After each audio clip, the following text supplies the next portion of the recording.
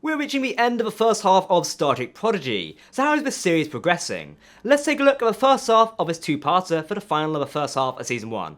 Bit complicated when you say it like that, but let's go. Welcome to Trek Central, I'm your host Captain Jack, let's get right into it. This episode of Prodigy is called A Moral Star, and it was written by basically the entire writer staff and directed by Ben Hibben. The official description of this episode says that the crew forego their dreams of Starfleet to return to Tars Lamora in a no-win scenario. Very much a desperate rescue mission in the making, very Starfleet. Of course, like always, if you want to keep up to date on all the latest Star Trek news, lore and more, then make sure to hit that subscribe button to never miss a video from the team here at Trek Central. You can also follow us on social media for daily updates on the Star Trek universe.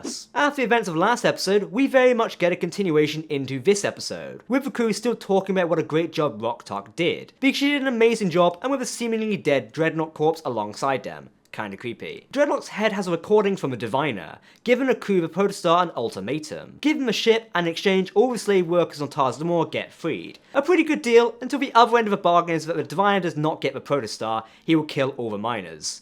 Yeah, bit dark. I definitely wasn't expecting such morbid stakes of Prodigy, but I'm here for it. It's a nice touch Dow refers to this situation as a no-win scenario, calling it their Kobayashi Maru, which yet again continues threads from previous episodes which we love to see. An issue I did have with this ultimatum is the continual disregard of how big space is. Sure, the Protostar has the proto-drive, but there has to be some way to draw back its use to explain why it doesn't become a common piece of technology in the Federation going forward. It could be that it has a limited number of uses. Dreadnought later says that they have depleted their proto-drive, but then it's able to sort that out sometime after, so I guess in the previous episode we did just see how unstable the proto-drive actually is, as if gravity is disabled in the proto-core, it does sort of blow up. So this could be the reason why it isn't seen at all in Starfleet ships going forward. Now our team starts to hatch a plan. What the plan is, we as a viewer are not informed of just yet. This does work well, even if it's slightly annoying, as when we start to believe that the plan is falling apart later in the episode, as the diviner takes both the Protostar and his daughter Gwyn back, his progeny, this is actually part of the plan all along. I definitely am looking massively forward to the next episode, and the second part of this two-parter. The episode really abruptly ends, so I'm sure we'll get the second part, it'll work much better when viewed side by side, much like episode 1 was. Speaking of its cliffhanger nature, the show is still teasing us with answers to the many questions we have. Why does the diviner want the Protostar being the main one? So hopefully we finally get the answer to that in the next episode. Seriously, they was really teasing us this, it was annoying. God damn it, writers. We get the crew of the Protostar in the cadet uniform, and Janeway in her cadet instructor uniform maybe. We do see a better look at Chakotay's uniform as well. And talking of uniform change, when the diviner gets control of the Protostar and corrupts Janeway into being evil Janeway, it's really cool.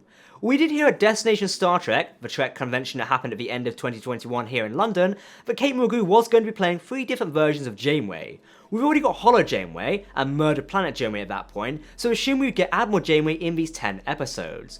But we did not expect to get another evil Janeway. But Kate Mulgrew does have a history of voicing evil characters, such as Flimmer from the Dragon Age series of games, so it's very much playing to her talents, which I love to see. Since the very beginning of Star Trek Prodigy, we've had a lot of development of Tars Lamora, the prison planet of the Diviner, and yet we only spent the first 2 episodes on the planet, so it's very nice that we return to free the other workers there, especially the Chakotay child, who a lot of fans fixated on and wanted to be rescued. The Chimerian cloak didn't serve that much use for the story, but it makes sense in universe that while the Diviner was away, he would hide the prison planet to make sure no one finds to save his workers.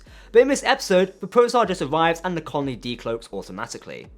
Okay, so time for some general thoughts on this episode. This episode worked really well to further the story of Prodigy, but we very much need some answers soon, as the teasing is also getting a bit too much at this point. It will be very interesting to see where the story goes from here, and I'm definitely excited to see how this concludes. We've been told we'd have another 10 episode story arc, so the next episode will definitely wrap up a lot of stuff, but it'll be interesting to see what isn't resolved and what is. How will the Diviner be sorted? Will he be stranded on the planet? Maybe the prison colony? Will he have a lot of questions with the Diviner, his order, how Dreadnought works, and everything to do with Chakotay? Also, where is Chakotay? I mean, come on now. This episode was also very interesting for Gwyn as a character. She was willing to sacrifice herself to help the mission, and the Diviner still wants her. So going into the next episode will be interesting, as we can safely assume she'll return to our Protostar crew.